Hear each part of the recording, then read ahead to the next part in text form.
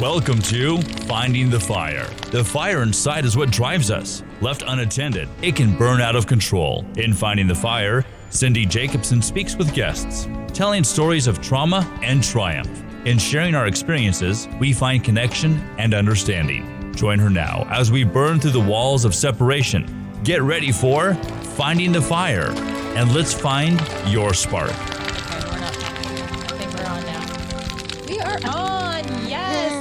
Hello, everybody. Hello. We are doing something totally new today in the studio. We have a cute little guest here. What's your name? You know my name. But can you tell those people out there, because they don't know? My name is Camry, and Cindy is my mom. Yes, this is my little girl. And Cammie is joining us via Skype because she is out on the East Coast in Florida doing some amazing work over there. So we're so excited that we could Skype her in. Technology is amazing. Sean is amazing in this podcast studio. I can't tell you how awesome this is to just be able to come in here and have it all work like this, like magic. He's the magic maker. Yes, he is. It's like magic. We can see Cammie. So, today, wow, it's a big day. So I brought Sorry, this is going to be confusing with Cammie and Camry. It's going to be like a tongue twister. Oh, my goodness.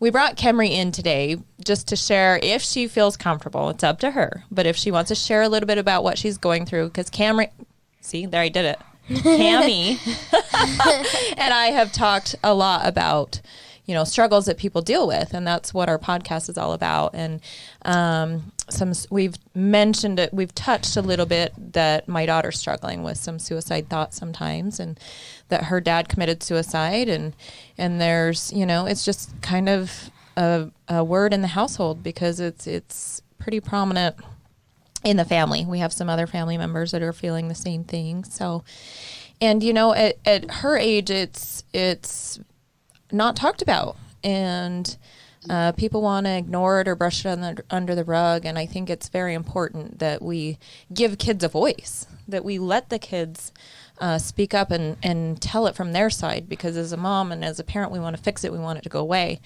But really giving them a voice behind it and what they're going through and what would help them is, I think, super important. So thank you, Camry, for coming on and being so brave.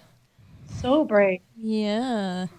And Cammie is a good friend of ours, so we're glad that she was able to Skype in and talk to us too. But so Cammie, this is going to be okay. I'm going to look at you up there on the screen. Hi, this is so exciting. I love it. I love it. So, do you want to tell us quickly what you're doing over there? We'll go into it more later, but tell us what you're doing to change the world. So, I'm here in Tampa. And there's a huge, not huge, it's medium-sized networking group, but it's really high-level executives and world leaders, and there's some really cool people here to get the word out about human trafficking in America. So I'm here presenting. I'll present this afternoon. The group is called the Board of Advisors, and they have just amazing powerhouses in this room that all week. It's a week-long thing. I'm only here till Wednesday, but I'm here just going to stand on the stage and share my story and ask for people to jump in the cause with us to support our 2020 initiative of raising awareness to prevent these catastrophic things that happen to people when they end up getting stuck in trafficking. Yeah, and to help get the word out. And again, we'll go into this more on your podcast, but I just want to touch on it since we do partner up and work on it a little bit. But the Super Bowl weekend, oh my gosh, that's huge. No, and it was really great to launch my podcast on that.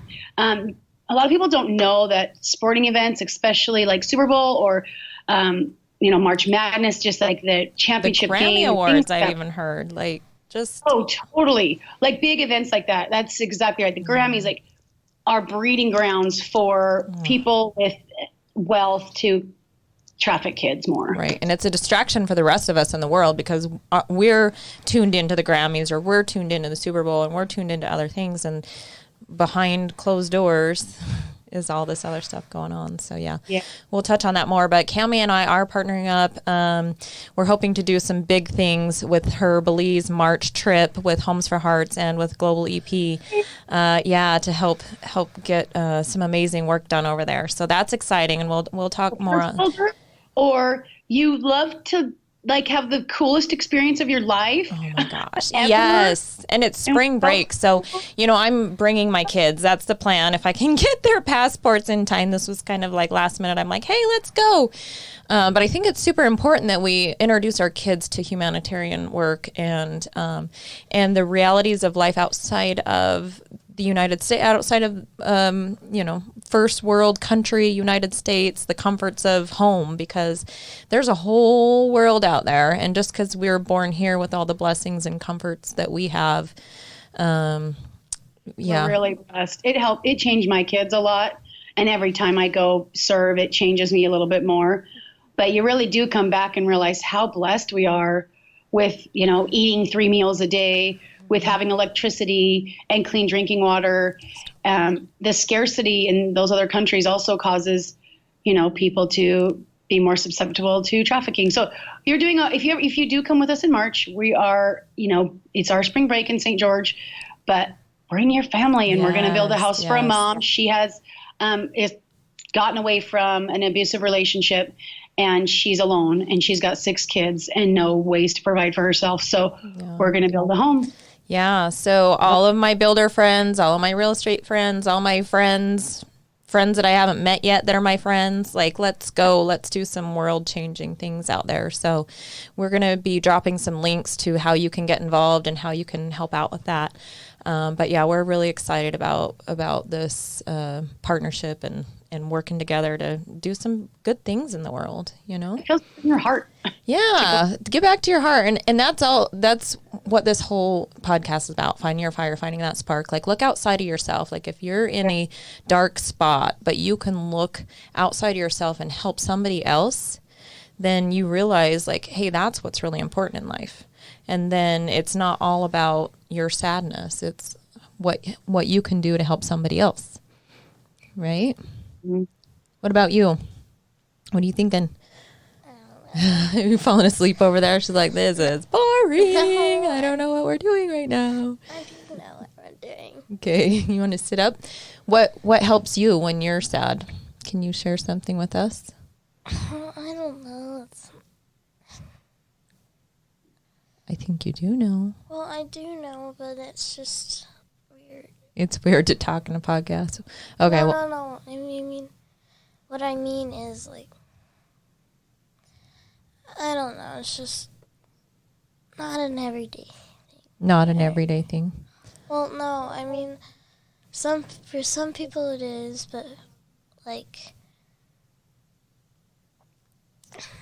when you're saying not an everyday thing, you mean like feeling sad? It's not an everyday thing? No, I mean, like, some people it is to, like, well, I used to be that person and now I'm not.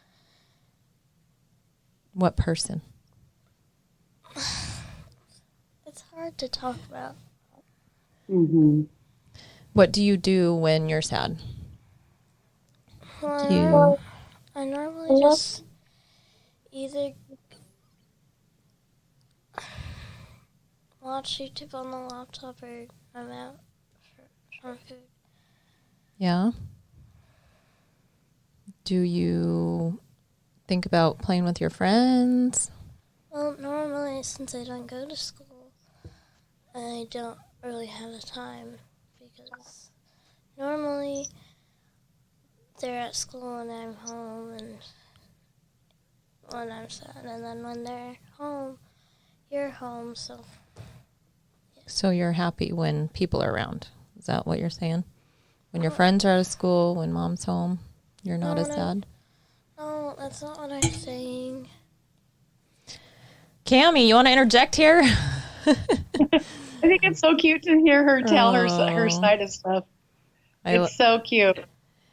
I tend to want to talk for her, so I think it's hard for her to talk to me because I want to have the answers as her mom because that's what we do, right? So So one thing she did, which I was so proud of, like she said, Mom, I want to go to a counselor, and not just any counselor. I want a male counselor, and I want him to have these traits. And she listed them all out because she knew that's what she needed. She wanted to be able to be comfortable talking to an adult male and share her feelings and share her thoughts.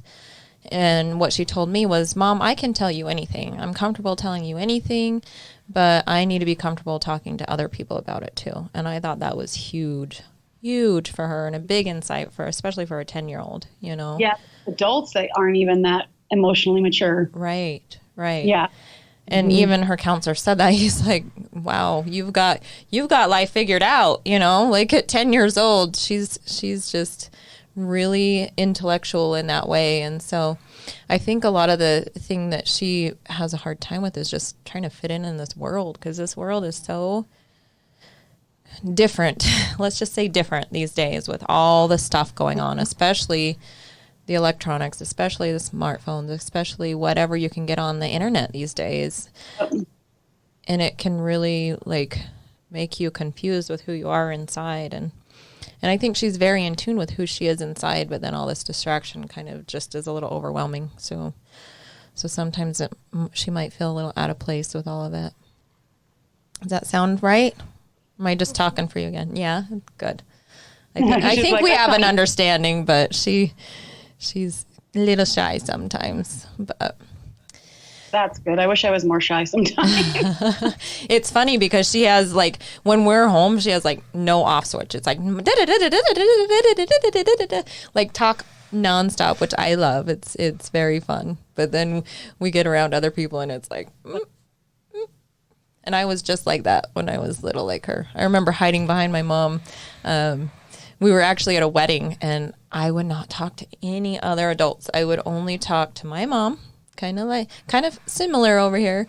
And so we're at this wedding. I was very uncomfortable, and my mom had to go get in line for pictures for like the wedding line, and I wouldn't leave her side. So I was behind her, and I pulled her dress out to hide behind her. And then the photographer came around and got a picture of me hiding behind. Anyway, her well, for moms that will watch over you too, though, like I watch the way you are with her. She's able to help, like you can help guide her through this confusing time. Imagine, you know what I mean? Yeah. She didn't have you, so she's kind of hiding behind your dress too. Yeah, she is a little bit. She's hiding behind there, but yeah, I'm glad she has good communications with me, and I'm glad I'm open to it, you know, because I wasn't in the past, and I've seen other people that aren't open to it and don't want to talk about it when they have family, especially children going through it. They're like, oh, they're not talking about it right now. They're playing sports. They seem fine. But that's a big thing that she says to me is, Mom, I act like I'm fine and I'm having fun. I'm with my friends having fun. I'm playing, having fun. I'm with the family talking, having fun. But it's still there. So you can't just think it's gone if they're having fun and happy and not talking about it, because oftentimes the happiest people are the saddest inside, you know. Like look, it's a lifelong skill to talk about, like to talk about what's bothering you, or just different thoughts. Like even as an adult, it's still a struggle to like talk about what's really bothering you. So get down to what's true for you, you know, because we want to shelter. And she'll even say, Mom, I don't want to say to you because I don't want you to be sad, because I know you want me to be happy inside. And that's hard to hear. And, you know, of course I want to be happy, but I want to know what's going on with her too. So we have those conversations for sure. And she has other people she can talk to and feel comfortable with, which is good. But yeah, just back on we touched on sometimes the people that portray to be the happiest or the saddest inside. Like think of like Robin Williams, you know, like he made the world laugh. Like he was one of my favorite actors, still is. But always being funny, always trying to make sure everybody else was happy, everybody else was taken care of. And that reminds me a lot of Kemry and her dad too. Like Cody, her dad was always just funny and always making other people laugh and always checking on them and always baking cookies and lasagnas and sharing with friends and always checking on other people, to make sure they were okay, because internally there was something not okay inside of them that they don't want to talk about, Yeah. So like arming Camry now with these resources and a voice is huge. A lot of people never ever feel heard or listened to. So Right. Or able to share and feel safe to share that they need help or that they don't feel safe inside. So yeah. You're so brave, Camry. Thanks for coming on here and giving a voice to young kids and families that are going through things. We appreciate it. Mm-hmm. And if you're ever sad, you got an awesome mom. She's just amazing. She's got your back. I think she's one of the first things that came out when she was struggling was anxiety. Like, it presents in all these different ways. And it was last school year, and she started getting really anxious that whenever I wasn't in her presence, in her view, that I was going to die. Yeah, like something would, you'd go away. Mm-hmm. Yeah. And I mean, for her age, especially because, in death in our lives is very real. Like, she lost a brother before she was actually born. But we have pictures of him. We know about him. She knows she has a brother. So, and then her dad when she was not quite 2.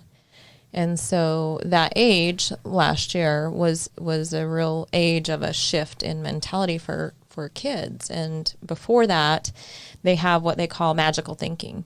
And magical thinking means it's like, okay, I have a dad in heaven, I have a brother in heaven, but they might walk in the door tomorrow. I don't know. That's just kind of how their brains work. And then between like 8 and 10 years old, maybe 11, it kind of shifts to the black and white of the reality of how life is. And they realize, oh wait, they're not going to come back. I'm not going to be able to see them again physically in this lifetime. I'm not going to be able to hug them, and they're not going to walk through that door. So when that reality came in with her, she started doing a lot of crying about her dad that had passed away, and that was different for me and hard for me because I thought, my older 2 were always on the radar because they were older. They remember more of Cody than she did. So I was like, she's going to skate by with no worries. But she actually feels more ripped off because she doesn't have those memories. And she's really sad that she doesn't have physical memory. She has pictures and we talk about them. But she's like, I don't get to remember him. And it's not fair that you guys get to remember him. And so it's, things we have in our head. Like this last week I got to go to the Special Forces Ball, and there was so many fallen soldiers that we were remembering. And just, I've been thinking about that when they leave your life, what then? Like, I believe in angels and guardian angels will help you along the way but it is not easy. We saw, people, women and men that have lost their spouse in war, and they were going to do a selfless thing, and they ended up sometimes even committing suicide afterwards because of what they'd seen, right? Mm-hmm. And so it's just something that actually plagues a lot more people than we might realize. Right. So you being willing to share your story, Camry, is really, really brave. It can help someone else maybe not feel so sad. Yeah. I like that you brought up the fallen soldiers and people coming back from war and like actually committing suicide after war. That's huge. It's huge with our veterans. PTSD is huge in that field. But PTSD, like, I don't know that a lot of people realize PTSD isn't strictly for veterans. PTSD happens to all of us. Mm-hmm. I suffer from it. Camry suffers from it, and it's a real thing. And so if we can get to the core of it and talk about it and talk about what's really bothering us, that's really going to help instead of just pretending on the outside that everything's okay and distracting ourselves, numbing ourselves out. In fact, Kimry will even use those words because we know that that's what we do with TV and with, as adults, there's alcohol, there's gambling, there's pornography, there's all kinds of things that you can numb out to, but there's actually good things you can numb out to too, There's reading books. I know they're like I get addicted to reading books, and it's like, oh, okay, I've got to stop this because it's taking all my time and attention. And books are good, right? Learning and depending on what you're filling your brain with. But some other things that I know to numb myself out instead of feeling would be vacations. I love to plan family vacations and always like, what's the next one? And then plan out every detail and know every stop along the way, and that's fun, right? And it's a good distraction, but it's still a distraction. It's still numbing out unless you're really realizing what you're doing. And check in with yourself, be real, be open. Yeah, for sure. For sure. Turn people in your circle. Yeah. So you just check, make sure what you're doing is really healthy and not just a way to numb out from the realities of life. And I think we all do that, especially in this society. Like, there's so much going on all the time. We have to have healthy outlets for sure. Hiking and books and vacations. Like, you have to have exercise. There's so many healthy outlets too, but definitely still check in with yourself and don't just keep yourself so busy with exercising every day and hiking every day and vacations every week and books 3 times a day. Because, man, like my queue on my Audible, if you saw that. But I've actually realized that even recently for myself, I'm like, oh, I'm doing all these things that are good for me. They're healthy, but it's still kind of taking my attention from the pain points in life, which we all have. So let's address those. Don't address them, then eventually it's going to blow up. Right. So we want to definitely address the pain points in life, even though they're uncomfortable. But yeah, so saying why you're sad or how you're sad or what you do when you're sad, it's good to talk about it, even though it doesn't feel nice right then. Yeah. I have a lot of friends that when I open up to them, I find out they're in the same place going through the same struggles. And they're like, oh my gosh, I've been going through this for this long and I don't dare talk to anybody about it. I'm like, why is it our society has deemed that we can't talk about things that are bothering us? We have to pretend everything's good all the time.